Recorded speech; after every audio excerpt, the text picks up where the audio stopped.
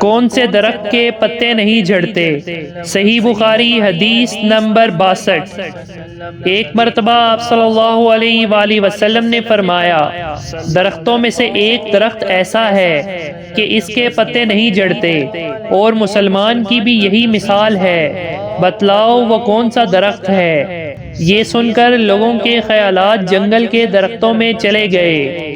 عبداللہ نے کہا کہ میرے دل میں آیا کہ بتلا دوں کہ وہ کھجور کا درخت ہے، لیکن وہاں بہت سے بزرگ موجود تھے، اس لیے مجھ کو شرم آئی۔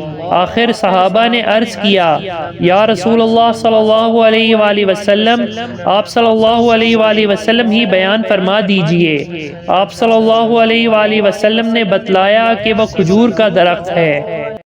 صلی اللہ علیہ وسلم، صلی اللہ علیہ وسلم، صلی اللہ علیہ وسلم، صلی اللہ علیہ وسلم، صلی اللہ علیہ وسلم، صلی اللہ علیہ